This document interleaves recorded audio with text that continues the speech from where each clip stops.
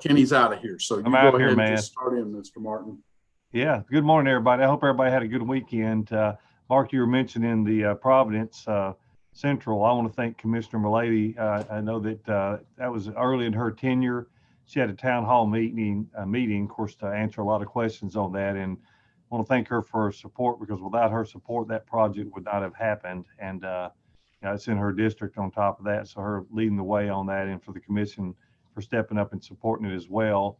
It's like anything else. It's always concerning when you hear about these developments that have apartment complexes in them. And I can assure you, as an old police chief, that apartment complexes are actually a benefit to our community, especially when you think of affordable housing and things of that nature, and places for people to live. And a lot of these folks who live in these apartment complexes are doctors and lawyers and school teachers and police officers and firefighters and engineers, and you name it. So they're just like the rest of us. The only difference is they've chose not to have a yard to mow. So that's going to be an awesome development. That is just the first initial development that'll go in there as a result of what's already been proposed with the apartments and the road improvements. We're already getting a lot of interest for some national retailers and also white collar office developers looking at that site, which some of you that were at the groundbreaking heard a little bit about that. But in the position I'm in, sometimes I get to uh, familiarize with a little bit of information that maybe sort of helps me know who it might be, I guess you'd say. So I can tell you that's going to be a development we're going to be proud of, and that's going to be a development that's going to bring us a lot of blessings for a lot of years to come. It's we really needed that, and I think it'll also help expedite the Central Pike interchange, for which the city, thanks to the commission, setting some monies aside for environmental and engineering and design and things of that nature, including right-of-way work, has put us in a really good position with the state of Tennessee and TDOT to make that project happen even sooner. I mean, that project would never probably even be on the radar if it wasn't for the elected body here at Mount Juliet setting aside funds from the city to do a lot of that work on the front end. Mark, you had sent me a note earlier and asking about that, and also the bridge at 40. I'll sort of segue into that. The Central Pike interchange hopefully will be starting within the next 4 to 5 years. We will blink and that'll be here, but in the short term, there's a lot of right-of-way work and work being done behind the scenes. That took a lot of work for not only from our elected body and our state representative and senators and staff to get it to where it is, because it required city approval, state approval, and federal government approval. So those things don't happen overnight. And just to be approved for that project to happen is going to be awesome in the future. We just got to be patient and wait for it to get here. But the bridge at I-40 is a perfect example. When that bridge was built, it was built thinking it would, work for the city for years to come, but the growth has sort of, overcome the bridge's effectiveness, I guess you'd say. So hence the reason to add this other lane. I'm excited about that other lane. I'm excited about what that whole interchange is going to look like when it's all said and done. Mark, I'd made myself some notes here this morning, so I'm going to look down and make sure I'm accurate on this. But the I-40 bridge should be complete, unless there's, weather permitting, of course, May of 2022. So a little less than a year from now, that bridge should be complete. So right now it's right on schedule. We got a little bit of a delay because of the fatal accident that there was there a few weeks back. But we were fortunate in a lot of ways that wasn't much worse, the damage to the bridge, and they got it back operable in short order. So May of 2022, hopefully that project will be complete. Could be sooner than that, weather permitting, but that's going to be a big blessing to us. So, Mark, do you want me to go down the list, or? You can, if you want, Kenny. When Providence Central was approved, the apartments, there was I believe, a string attached.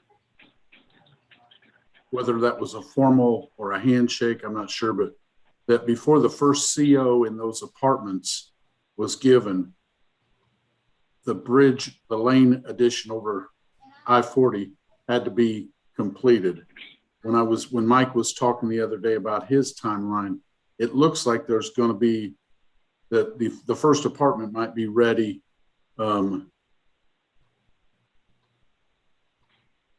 the first apartment will not be ready. Construction will be underway, but so there's not going to be an issue with that, right? That's exactly right. Yeah, unless Okay, something catastrophic happens, and I understand why the commission did that. And I sort of knew at the time when that came up, I said, you know what, if everything falls like it should, that should not delay Providence Central from being able to issue any COs. Because you okay, think about it, they've been through planning, but if they were to start construction today, you all know, I mean, it takes 6 months typically just to build a home. So to build an entire apartment complex building and then have the parking lot and all that ready, this should work out perfect. Actually, the bridge should be raring and ready to go.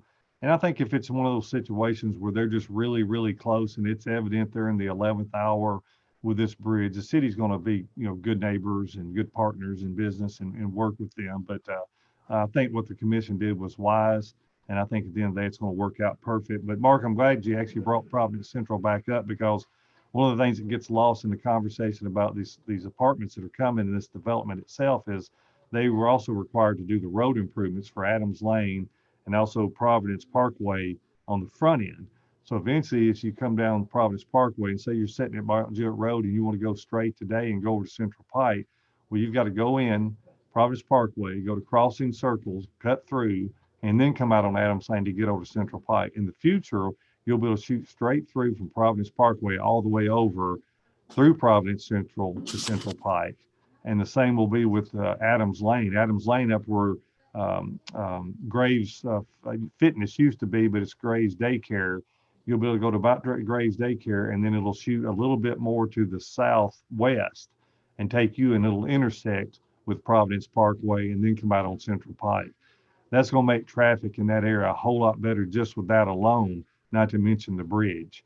And of course, I want to segue into this. We had our public hearing last week, and as part of that is they're right on schedule to hopefully start construction on South Mount Juliet Road of widening that all the way to Central Pike.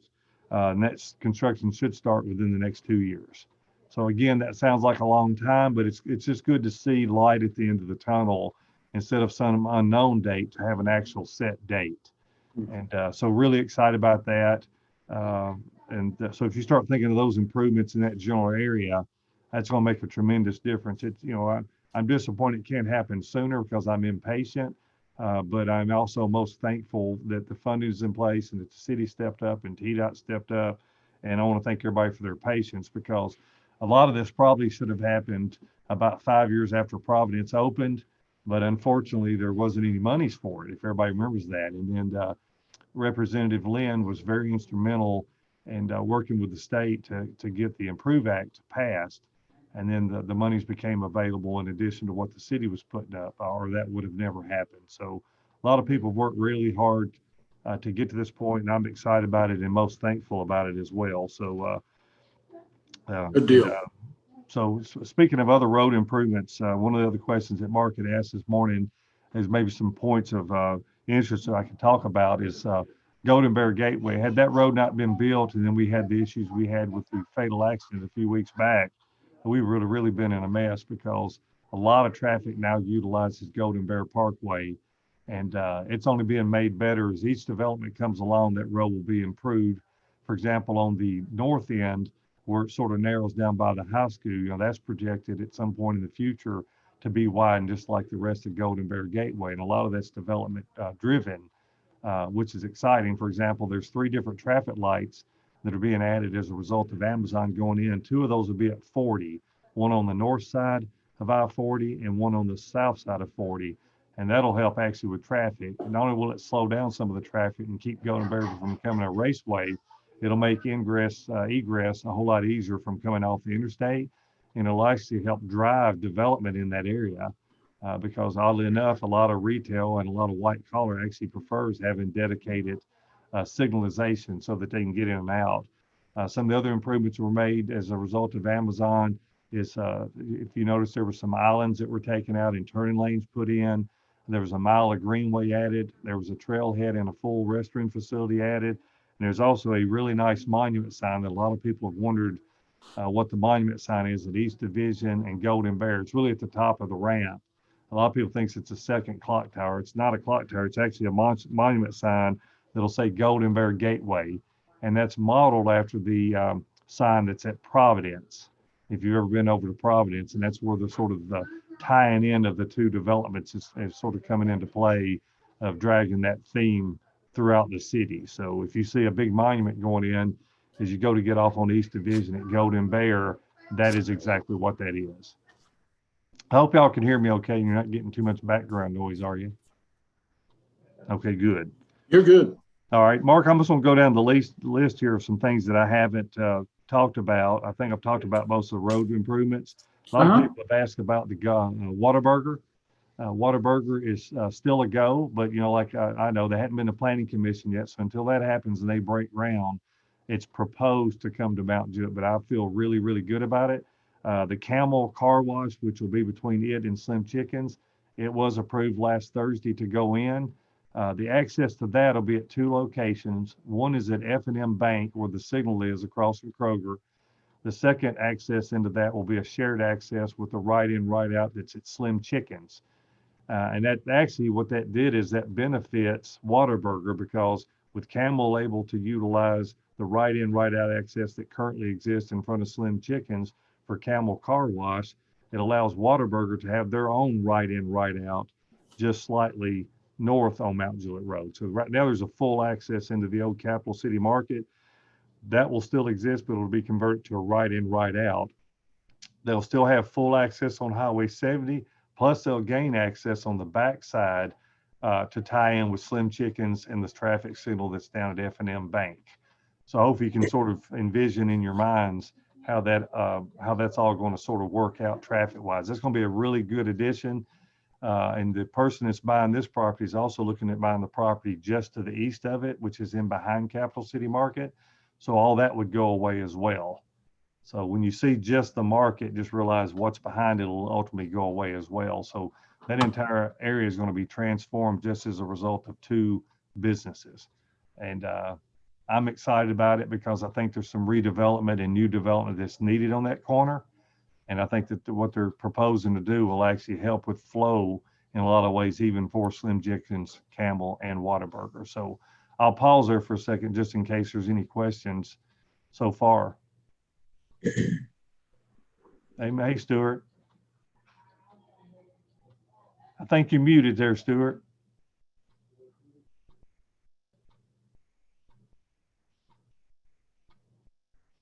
They're looking. Now can you hear us? How you doing this morning? We're just great. Thanks so much for all your help. What a miracle it is that someone like yourself is involved and so knowledgeable about everything.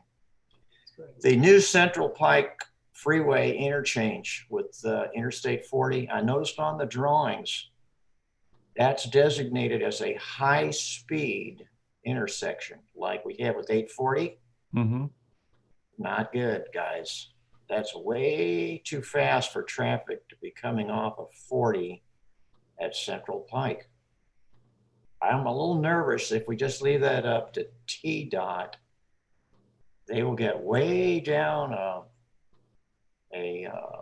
way down the trail with an interchange that could prove very dangerous. Do you follow me? I got you. Yeah. Well, I tell you what we'll do, Stuart. I'll be glad to share that with Mr. Barlow and then TDOT as well, because we've got a lot of time between now and then. I'm sure they'll have another public comment section between now and then as well for some tweaking and all. And as Mount Jewett continues to grow, I could see that project sort of evolving. So I will definitely take that concern to them, Stuart. Okay. Thank you, Kenny. Sharing that.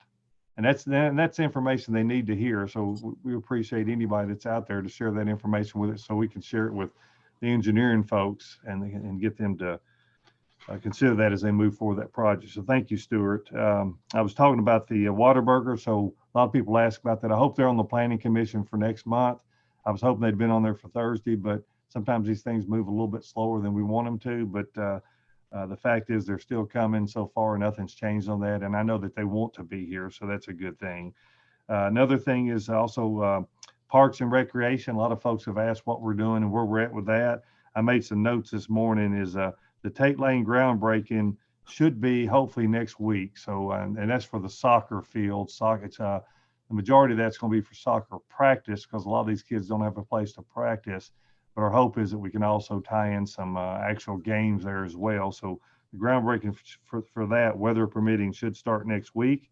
And then Grace Park on Mount Jewett Road, That's up here where Grace United Methodist Church is, that real pretty land that's there. The same for it. We should hopefully be breaking ground on that real soon. Our engineering section that's working on designing that is doing both of those projects. So hopefully they'll both start about the same time. And the one at Grace Park will have like a BART park for you to take your pets, things of that nature, pavilion, walking trails, things of that nature. And we're trying to incorporate in more passive parks where people don't have to go as far and you can actually walk or bike to the parks and enjoy yourself. So, it's not going to be like a Charlie Daniels Park per se, but yet another great addition to our city. So I hope that helps there. The Green Hill Fire Station on Highway 70, which is right there by the Green Hill High School. Volker Construction has been chosen as the contractor to build that fire facility. Again, I want to thank our elected body for stepping up on that and funding that, and also funding the 9 additional firefighters this year, and also our mini pumper truck, which will make gaining access to residential homes that have bridges or narrower entrances a whole lot easier. The city commissioners really stepped up, has put public safety. It can't get any higher than 1, but they've definitely exemplified what number 1 looks like in this city, and that's public safety at its best. So I'm really appreciative of that and thankful. But that should be starting also here real soon. Let's see on my note here what I've got to start end of the month. So hopefully here in just a little less than 2 weeks, we'll have some actual dirt being moved down on the site for the Green Hill Fire Station. Of course, once that starts, you're probably looking at, somewhere probably 16 to 18 months for completion of that fire station. Could be sooner, depending on workers and materials. The biggest delay we're going to get on the fire station, is with any buildings today or any construction project in our city or probably across the country, is just getting the materials, getting the steel, getting the lumber, getting AC units, refrigerators, you name it. Everything right now is pretty difficult to get. So what you have to do is try to be very strategic, and when you're ordering something, and get everything ordered on the front end, and then hopefully as it just starts coming in, you just got to sometimes go back and undo something that you've already done. And that's a bad thing about construction. Sometimes you just have to sit there and just wait for certain things to come in.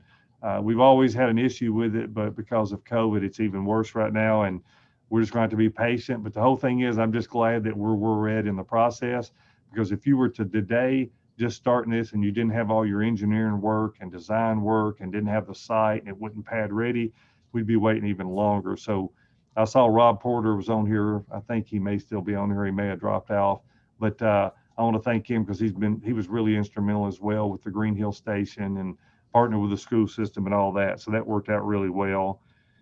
Mark, you'd asked about the Music City Bar and Grill. Also, they have changed the name. That's going to be something different now, and it is slipping my mind what the name of the new place is going to be. But the Music City Bar and Grill, there's one at Music Valley Drive. They're looking to put in a restaurant in the old bank that's at the county line. It's 70, just real close. If you're familiar where Sir Pizza is, there's an old bank that's right inside the city limits of Mount Juliet that sits there, and they're planned for demoing the inside of that and putting this restaurant in. I don't know what their timeline is, because I think they're waiting for some of the construction costs to come down. But last that we spoke, there's still a go for that location. And so as soon as I get the new name again, it's been mentioned to me one time, so it's sort of not etched in my brain. And it's a little bit of a surprise, because I thought it was going to be called Music City Bar and Grill East or something like that. But there's been a little bit of change up on that. But the one thing good is the fact they're changing the name means that they're still coming. They just want it to be specific to Mount Juliet. And another thing a lot of people ask about is the corner pub. There's still a lot of people curious if that's still going to open. And I really don't have a new update, because as it works its way through the courts and all the things, you have to think when a restaurant inadvertently closes like that because of unexpected death or whatever, which is very tragic. Unfortunately, there's probably some food that's been ordered, or some parts, or a sign, or restaurant equipment, whatever, those things haven't been paid, and all that's got to be worked out, for any outstanding debt and things of that nature. And there's a landlord of that building because it's owned by somebody else, and you've got the family, and they're trying to decide if maybe somebody in the family is going to take it over, and then you've got people that work there. So there's a lot of little things that have got to be worked out, so it just unfortunately takes time. My hope is that somebody that was close to that particular situation gets to open that restaurant, keep the naming of it, and see Jason's dream come to fruition. But if it's not, and it's God's will, then it could be something else. But at the end of the day, there's going to be a restaurant in that facility because there's already restaurant equipment there, cooking hoods, grease traps, things of that nature, including freezers. So it just makes sense that there will be another restaurant there. So I just encourage everybody to be patient. Trust me, I'm as impatient as anybody, and I want it open like yesterday. But that's where we're still at, Mark and team. Okay. But we're working hard. And as soon as we can get an update, trust me, I'll put that in our weekly update here as well, as soon as we get a new update on that. Okay. City Hall, we've had a little bit of a change. When we all last spoke, even at the ECD update at the chamber, we were going to just go with building a new city hall of about 30,000 square feet. The commission has now decided to put together a committee to study not only building a city hall, but building something probably be somewhere between 60 and 100,000 square feet that would consist of a senior citizen center, sort of a teen type center, maybe a community pool. Don't know whether or not that would be inside or outside or a combination of both, and also city hall. So what that means, instead of a 2-acre site, it would be more like a 5+ acre site. Could be Clemens Road, might end up possibly being another location. And we've been having discussions of what that's going to look like. So it could be that in the future, and my feelings on that is, I answer to the citizens and I answer to the elected body. So I'm in support of whatever this elected body's vision is. And if their vision is to have all these other things, then that's my vision. Personally, do I think it would be super cool to have a new senior citizen center, a teen center, and pools and things of that nature? Absolutely. And if that's what the citizens want and that's what our commission wants, my job basically is to be tasked with making it happen. So they're going to be forming a committee. They're going to put some folks that are basically experts, in the field, like architects and engineers and things of that nature, citizens, people that actually be using this facility, senior citizens, try to get input from all these different folks. And that way, whatever we build suits everyone's needs. This is not uncommon for other communities to do it. Some folks have asked me if I'm concerned about the money. And let me say this, I'm not concerned about the money because the city's blessed. And I want folks to know this from the city. I know how conservative our elected body is and how what good stewards they are of the taxpayers' money. Even if we spent probably what would be $15 to $20 million to build a facility like this, I want everybody to know that even if you built this facility, which will be a new city hall, senior center, teen center, pool, and with the addition of the police station, which is about $6 million, and with the addition of what we're doing with the new Green Hill Fire Station, that still won't be as much as a city our size just recently spent combined on just their police station. So that was to the tune of $28 million. And then another sister city that's a little bit larger than this, but they spent $58 million. So we don't take spending taxpayers' money lightly. What we try to do is get the most bang for the buck in every shape, form, and fashion and way that we can. And for those of you that know me, you know just how cheap I am. And I know some people are probably giggling, especially Rob Porter right now, but that's okay. That's not a bad thing, especially in this day and time. But ultimately, whatever is built, even if it's a city hall, it's going to be something our citizens can utilize for years and years to come, and something they're proud of. But I think our commission has a little bit bigger vision right now than, instead of just, focusing on the city hall, maybe let's go bigger. Let's go a little bit bigger with our vision. So we'll know more as the committee gets formed, which that's being done by our mayor. And once the experts and in the field get put into that committee, I'll start giving those updates to you all about what they're sort of thinking. And in the short term, I encourage you to send those maybe thoughts and ideas that you have my way, and I'll be glad to share those with the elected body. And once the committee gets formed, then we can forward those to them. So if you have any ideas, if you've worked in other communities or been somewhere where you saw something that was sort of a combination, a center like that, send them my way, because it might be that we can mirror what somebody else has already done and not have to recreate the wheel per se. So any questions about that or anything I've talked about up until that? Okay. Good job. Thank you, Kenny. No, thank you. Another thing too is the Charlie's Place, which is the Charlie Downs Museum. What Mr. Sellers is thinking about doing is changing the name of that entire development from where the Christmas store goes all the way down the train tracks to Charlie's Place, in honor of, and sort of like people's got Town Center or whatever. Charlie's Place would be sort of what the development itself is called. I think right now it's called like Cellar Station or something like that. Ultimately, where the candle shop is will become Charlie Downs Museum, and they'll have like what y'all refer to as swag, what I refer to as T-shirts and CDs and ball caps and Wilson County tourism kind of paraphernalia, that promotes our county, things of that nature. And then you'd have the barbershop beside it, because what Mr. Sellers is thinking is that might be a sort of a good feel for you. If you go over to the Christmas store and you go shopping, you want to go grab a cup of coffee or have something to eat, or maybe if the husband doesn't want to go to the wife to the Christmas shop, he can go over and get his hair cut or get a shave at the barber that's there, and then visit the museum. So there's sort of that kind of theme. And I want everybody to know too, the Christmas store, if you've been in, don't be disappointed if you go, wow, it wasn't what I thought it was going to be. Just understand they're what's referred to as a soft opening. If you notice, they've still got paper on the windows. They don't have any Christmas lights. It just doesn't have that feel yet that you're fully looking for. They know that. They're fully aware of that. So they haven't got to the wow factor yet. You'll see that as we get a little bit probably closer into to fall. And I just say, hang on to your hats when we get to Christmas, because that's when they're going to really come with full blown open. And then you're going to see lots of Christmas decorations, Christmas lights, and that's when they'll hit it. So I've heard some people say, well, it's not what I thought it was going to be. Just know they're not there yet. Something about opening a Christmas store when it's 90 some odd degrees and the humidity is 110%, it just doesn't feel quite right. Just trust me, you'll get that feeling soon, and you'll start seeing, and we're seeing that their foot traffic is picking up a little bit. If you notice, there's not many radio ads, any television ads, any real promoting that they're there. That gives them time to sort of say, hey, you know what, let's open and let people start coming in. We start making some revenue, but yet not be full blown yet to where we don't overwhelm staff. And they're still waiting on a lot of things to come in. So very excited about that. Very excited about the development.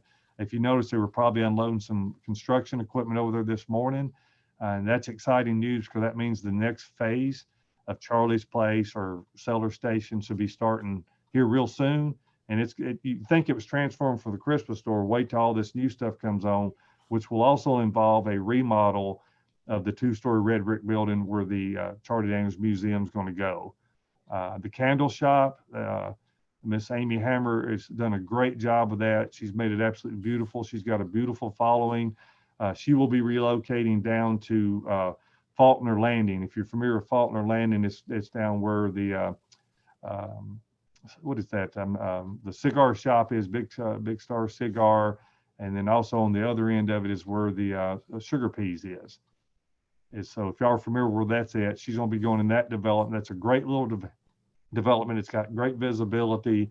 It's got great access. So she'll be going there. So continue to patronize her.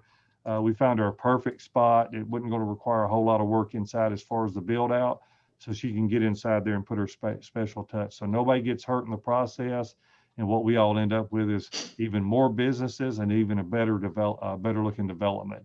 Because keep in mind, the Dunkin' Donuts that's going there will also include another retail business, another building. There's other buildings in there beyond just this particular building. So look for a big transformation, because the Christmas store doesn't quite have the pop it needs right now, because no offense, what you see beside it is a work zone construction site that's just not the most becoming thing for a new business trying to open. So you'll see a big change on that soon.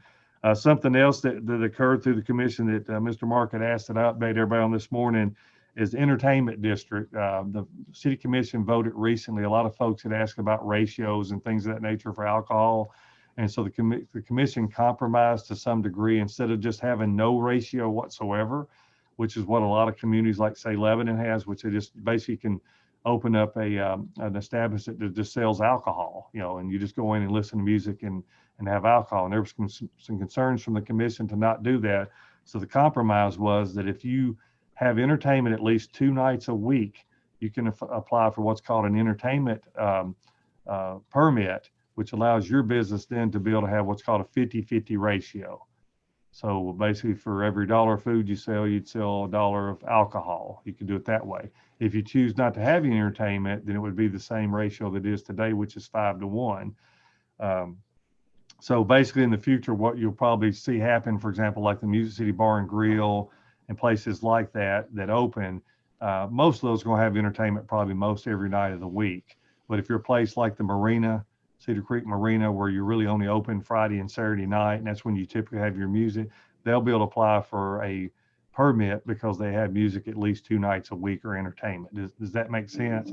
But if you just happen to be a place that has music 7 days a week, then you definitely fit the bill for the entertainment permit. And so I think what you'll end up seeing in exchange for this is that you'll probably have some places that apply and say, hey, we want to be able to fit that ratio of alcohol, and the city will just have to make sure that they're doing exactly what they're supposed to be doing with the entertainment. So hopefully you'll see some venues come to town that have music and comedy and things of that nature. As a matter of fact, we're working with somebody right now, and of course this would be a full-fledged restaurant, but if they chose to have a little bit lower ratio for their food, they'll be able to do that under this. So is there any questions about that? And if you may have heard some debate even from the commission and from the citizens, and don't take it that it's that somebody's not for entertainment or not for people being able to go out and have a good time. A lot of times there's just concerns that have to be considered. And, the day that we start agreeing on everything is the day I get worried. I think spirited debate and compassion about the decisions we all make as a team, because it's your community. What we do is I look at all the people that's on the screen this morning, and even those that aren't able to be here, you're professionals. That's a problem in a lot of communities, that we don't listen to the people that we serve, and we don't take a lot of good input from them. Our experts are our citizens. That's the people we need to be hearing from, because they're the ones out there. They're the ones that's going to be using the services. So when you hear spirited debate, don't think it's that somebody doesn't want something. They're asking questions because they're getting those questions from all different sides. You have some people that are against something. You have some people that are for something. So sometimes what you're trying to get to is sort of a happy round. I got the hands going here to where you got everybody sort of working together. So I love it, because we love our community, and I think that you can see around our town that there's a lot of good things going on. I got kidded a little bit this weekend, even from my own son, and because they had noticed that the Mattress King was going in the old mattress store, and I had to remind him through economics that the average sale in a mattress store is $4,500. So I am not opposed to mattress stores. And I'm glad that the Mattress King is moving from Paddock's to the old Mattress Firm building, because that building is actually perfect for what they're wanting to put in there. And the reason is because some people, it took me and my wife 30 years to go buy a new mattress and adjustable base. And you know how much money we spent when we went in there? We had to save up. I had to save up. I spent $9,000 in Mount Juliet, Tennessee, buying a mattress and adjustable base, because my wife's got some disabilities. And so she wanted one that's sort of like a hospital bed. And has been one of the best investments that we bought for our home. Took me 30 years, Miss Phyllis. New mattress. The other one, I don't even want to tell you what it looked like. All right, it was horrible.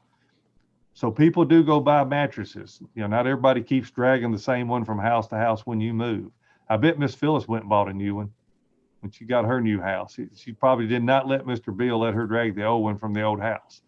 So I am glad that they're there. And what that allows us to do is put somebody in that building. They're not going to occupy the whole building. They'll actually occupy part of it, which now gives us the opportunity to put another business we want in there. And you never know who it might be. It could be somebody that you guys all want. And then it allows me an opportunity to backfill their old location. So I'm excited about that because Mattress King's been here a long time. They've been a good community partner. They've been a good business. And I'd much rather somebody go buy those things like the Sleep Number, or is that what it's called? Sleep Member, whatever. That's right here in Mount Juliet, the Good Feet store. These are places that I remember having to go to other communities before when I needed certain things. And I just don't want us to take them for granted, because we're blessed that they've invested in our community so that we can do these certain things. The movie theater's back open. There's some really good movies starting to come out. I've been communicating with the movie folks. They're back now looking again for different things they could possibly do to the theater. But they still got to get their feet under them because of what the COVID did for them as far as that particular industry. But the fact that they're open again and they're in our community, the only way they can survive and prosper is if we get back out there and start going to the movies again. And so I'm encouraging our residents, if you feel better about having a mask or something like that, or taking along some hand sanitizer, you can do that too. You don't have to buy popcorn, but I will tell you, you're missing out if you don't. Okay, so did that help on the food ratio, Mark? Yeah, I think that's fine. I think the movie theater, I'd just say put recliners in. Yeah, that's what we're hoping for. We're working with them on that. They wanted to do something similar like that a few years ago, and then a lot of different things hit and happened, and so they've sort of put that on the back burner. For example, some people were asking about the Capstone development, which was the senior living development is going to be on Mount Juliet Road down here just below the library. That's still coming. That industry was hit hard. Those folks are very strategic in what they do. It's the Hunt family, basically, Hunt Midwest. And they're still going to come. They own the property. They're paying property taxes on it, so they want to develop it. If you've been down on Golden Bear, and I don't want to talk too long, so y'all tell me when to hush, but the 7-Eleven has come along nicely over there. It's going to be a great addition. You're going to see another convenience market, really, really nice. It's going to come in over by HCA, which is at Golden Bear and 40, if you're familiar with that, on that corner. So if you're going towards Del Webb and you're on Golden Bear Parkway and you cross the interstate and you pass the HCA hospital, as I call it, or emergency center, right there on the right, there's a new development coming in. And I'll tell you, Hal Bone, the gentleman that owns all the property behind it, that guy is as classy as they come, and you're going to see some really nice development start there. I know some things that they're working on behind the scenes, and that's going to be one heck of a development and a great addition, because what I think you're going to start seeing is maybe that road being widened where it's 2 lanes right there in front of HCA. And HCA recently bought additional acreage beside the current hospital, and I think they've got their eyes on buying even more land over there. So, you know, when it comes to medical, and I can see Miss Tracy's on here from Vanderbilt this morning, health, when you think of public safety, we have to have a place where people take us when we're sick, or where we go when we're sick, and you trust that local stuff. I can think of a day and time where folks would always go to Nashville. And the reason is they just didn't feel like comfortable. Everybody went west. Nobody went east or anything. Well, our go, and Miss Tracy's go, is to have more people come to our community for those services. And I think you're starting to see that.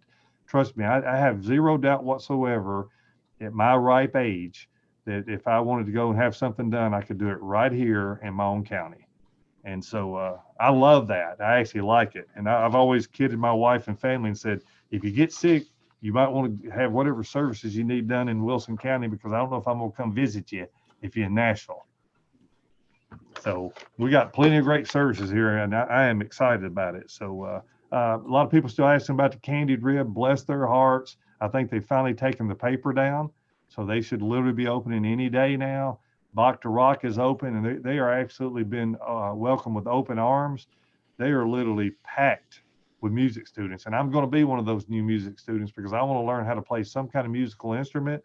And so I'm going to start with drums, because I used to beat on pots and pans. So I think I've got some drumming ability, and buckets. I used to beat on buckets a lot. So we're going to give it a shot. But that is a great addition to our community. And Mark, I think we're getting sort of. Oh, that's all good. I want to put Michelle on the spot real quick. I'll stall for a second because we're going to talk about 2 special characters making their way through our community. You were talking about shop local, Christmas in July. I won't say anything else. Michelle, can you share with us what's happening in Mount Juliet now, and who are these crazy folks dressed in red and white? Yes, so we have a couple little elves that have been going around town. Their names are Wilson and Juliet. They're popping up for our Christmas in July events that we're having. They're in little boutiques around Mount Juliet. So look for them. If you see them, check into the business, take an Elfie with them, post it to your social media.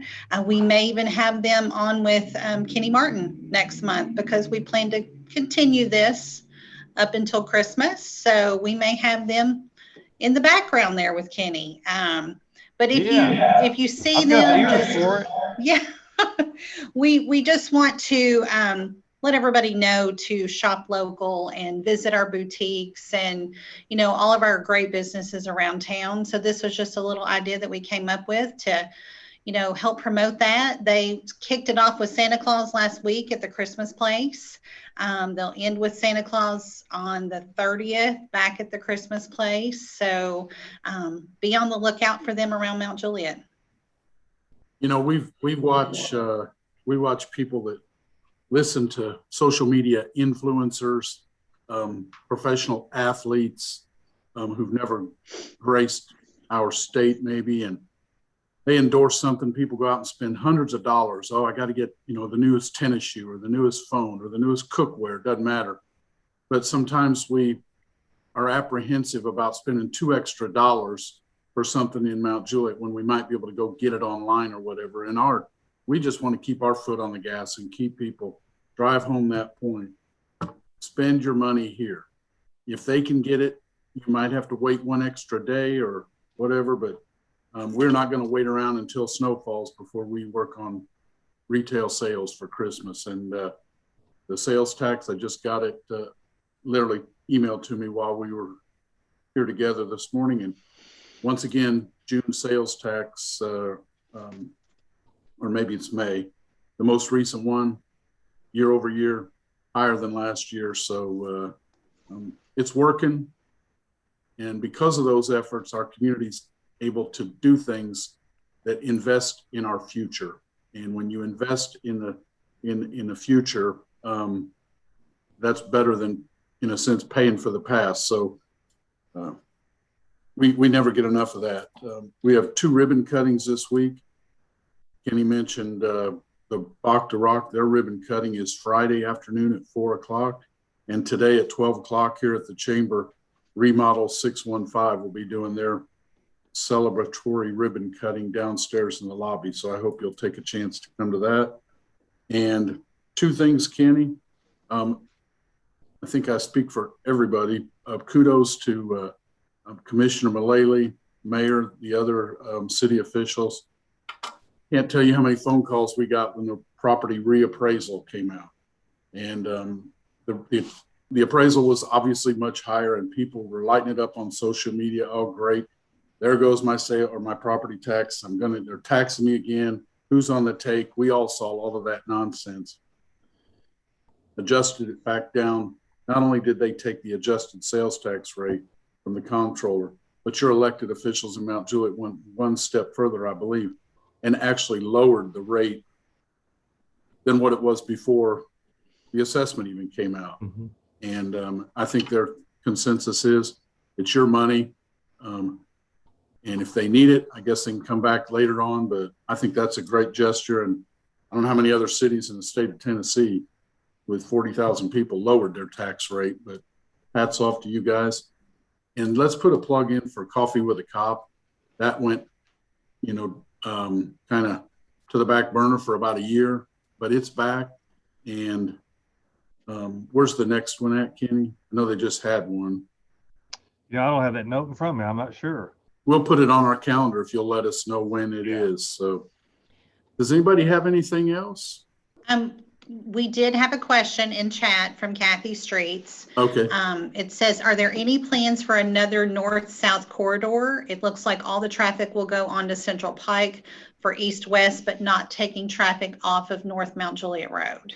Yeah, Miss Kathy and everybody else, there is actually some discussions on that. Matter of fact, I've been working with the mayor and the commission to some degree, but the mayor, we've had a few meetings and talked about that. We are looking, unfortunately, years and years ago, a lot of development has come into places where it could have been. So what we're doing now is trying to look for alternative ways to have another north-south corridor.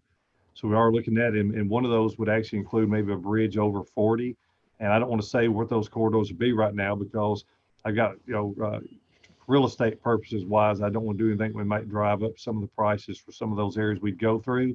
But we are looking at some alternate routes for maybe getting around Mount Juliet as the way the land stands today to maybe get some of those properties possibly tied up once we come with a plan. So yes, there are some discussions. Whether or not they come to fruition, it might be too early to determine that right now. But yes, ma'am. Good deal. Thank you. Hey, Mark, I was going to tell you when you talk about shop local, if the drums don't work out for me, because that's what he said would be easiest, I'd have went ahead and bought me a new guitar. I don't know if y'all can see this or not. Y'all see that? Yeah, it's pink and red.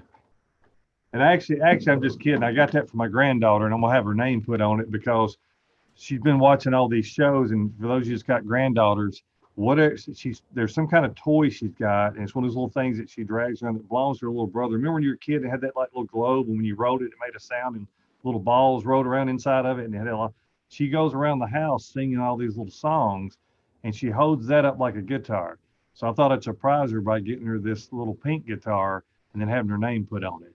So I got a feeling that she's going to learn how to play a musical instrument before her grandpops. So for those of you who's got grandkids, just remember what we do is not only for them and for their future, but what we do is for one another so that our families can have a good quality of life. And I think sometimes we lose that in Mount Juliet because we get caught up in what's going on in the rest of the world. And so I want to thank everybody, because I mean this sincerely. When you look in the mirror at night and they say I'm kumbaya, and that's okay, just remember what you're doing is making a difference in not only your own personal life, even if you're doing that selfishly, but you're doing it for so many other people. And I would challenge anybody to find another county any better than Wilson County. So that's just my Planting seeds so our grandkids can live in the shade, right? That's exactly right. Got it, buddy. So we're blessed. Nobody has anything else? I hope y'all, okay. Tracy? Yes. She's either waving goodbye or she has a question. I wanted to say something, but you hate to talk on the Zoom until you're, acknowledged. Kenny, thank you so much for the updates. I love listening and getting updates from the city. And I just want to say that I'm honored to serve on the Mount Juliet Chamber Board, and I'm just learning all the tools that the Chamber offers us to stay up to date with what's going on in the community. And one of my favorites so far, there's many, but one that I would just like to highlight to everybody is the community calendar that's on the website. We have a great Chamber calendar, but we also have a community calendar. It has lots of events. We're kind of heading into lots of events coming out of COVID. So there's all sorts of things on the calendar: the fair, Empower Me, Kiwanis. We have Sherry's Run, Leadership Wilson. So everybody be sure to look at the community calendar to see if there's anything that you can join in on. Thank you, Tracy. That calendar is only as good as the folks that will share their events with us. So appreciate that. Doing an awesome job for us too. Thank you. Nobody else has any follow-up thoughts? Some of them they've turned their video off. They could be taking a nap. We really don't know for sure. Hey, Mark, I do want to say this, the school updates, of course, you see lots of other businesses that I don't include every time because we get onto other things and it takes a long time. But there's a lot of new businesses coming to Mount Juliet and to Wilson County. Continue to shop local, support your local businesses. And speaking of local, I see Kenny Howell on here from the Chronicle this morning. And I want to thank our local media outlets for helping us, in particular the Chronicle, for helping us get information out about everything from Alden Shade, who is our honorary mayor recently. Seeing things in a paper like that, it touches your heart. It makes you feel good that those are the kind of things that get covered, that, the papers don't necessarily make anything off of. I love the community papers. I like what they're doing in our community to help us get out that information. Not only about that, about businesses. I know Miss Phyllis is sending me little things every once in a while about, sponsoring a little thing in the paper for for the cheerleading team or the football team or whatever it is. That is how you maintain your small town charm and not forget where you came from. Everything don't have to be social media and things of that nature. Just picking up a paper to where the kids can see it and see it in there. That's the kind of things that get cut out and get put in scrapbooks, not something that's on your phone. So thank you, Chronicle, for having Kenny on here and Miss Phyllis this morning, because that we appreciate it. It helps us get the word out about a lot of stuff that wouldn't otherwise get put out there. So thank you, everybody, and God bless you, and I hope you all have a great day. Well said. Good afternoon. Bye, everybody. Bye.